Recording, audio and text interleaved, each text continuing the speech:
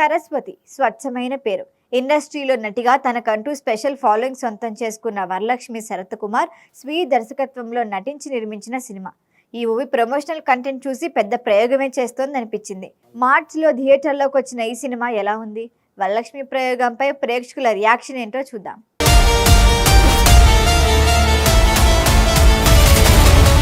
తన బిడ్డకు జరిగిన అన్యాయంపై పోరాడే ఒక తల్లి కథ ఎస్ సరస్వతి మూవీ. మంచి సోషల్ మెసేజ్ ఉన్న సస్పెన్స్ క్రైమ్ థ్రిల్లర్ స్టోరీ ఏంటంటే, నర్సుగా పనిచేసే లక్ష్మికి తన 12 ఏళ్ల కూతురు సరస్వతి అంటే ప్రాణం.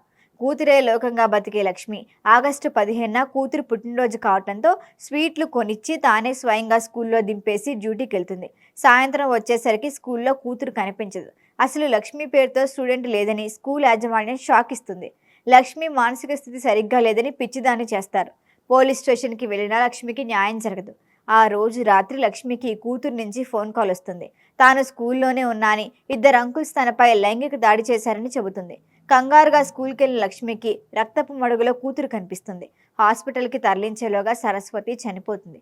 తన కూతురిపై అత్యాచారం జరిగిందని తెలిస్తే రకరకాల కథనాలతో ఆమె ఆత్మకు శాంతి లేకుండా చేస్తారని భయపడుతుంది లక్ష్మి. శవాన్ని పూడ్చిపెట్టేసి పోలీసులకు సమాచారం ఇస్తుంది.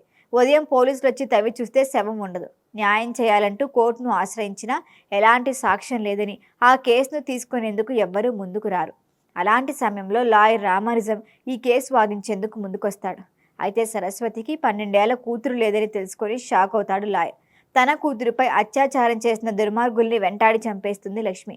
అసలు కూతురే లేనప్పుడు ఆమెపై అత్యాచారం చేసిందెవరు? ఈ కేసులో లాయర్ రామానుజానికి ఎదురైన సవాళ్ళేంటి? ఇదేం మిగిలిన కథ.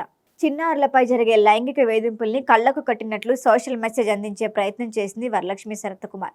సినిమా ఆరంభం నుంచి కథ మొదలైపోతుంది. తల్లి కూతురు మధ్య బాండింగ్, కూతురు మిస్సింగ్, సాక్ష్యాలు మాయం, కోర్టు రూమ్ డ్రామా, చకచకా కథ నడిచిపోతుంది. ఆ తర్వాత ఏం జరుగుతుందనే క్యూరియాసిటీ ప్రేక్షకుల్లో మొదలవుతుంది. లక్ష్మికి కూతురే లేదని రివీల్ అయినప్పుడు మరి సరస్వతి ఎవరని సెకండ్ హాఫ్ పై ఉత్కంఠ పెరుగుతుంది. అంతా బాగానే ఉన్న కోర్టు రూమ్ డ్రామా రొటీన్ అనిపిస్తుంది. ప్రకాష్ రాజ్ ఎంట్రీ కూడా పెద్దగా థ్రిల్ ఇవ్వదు. లక్ష్మి పాత్రలో వరలక్ష్మి శరత్కుమార్ జీవించింది. హాస్పిటల్ కోర్టు సీన్లలో ఏడిపించేసింది.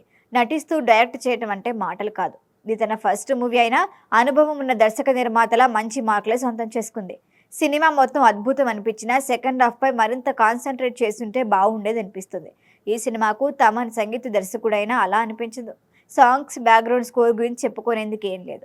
వరలక్ష్మి శరత్కుమార్కి జోడీగా కథను మలుపు తిప్పే పాత్రలో జీవా కనిపించి సర్ప్రైజ్ చేశాడు. ప్రియమణి క్యారెక్టర్ పెద్దగా పేలలేదు. మురళీ శర్మ, రావు రమేష్ ఓకే. మిగిలిన వారంతా తమను తాము చేసుకుపోయారు. ఓవరాల్గా చెప్పుకుంటే ఎస్ సరస్వతి సినిమాలో సోషల్ మెసేజ్ ఉంది, కానీ సస్పెన్స్ థ్రిల్లర్ నుంచి ప్రేక్షకులు కోరుకునే క్లైమాక్స్ రాలేదు. వరలక్ష్మి ప్రయత్నాన్ని అభినందించేందుకు, ఆమె నటన చూసేందుకు థియేటర్కి వెళ్ళొచ్చు.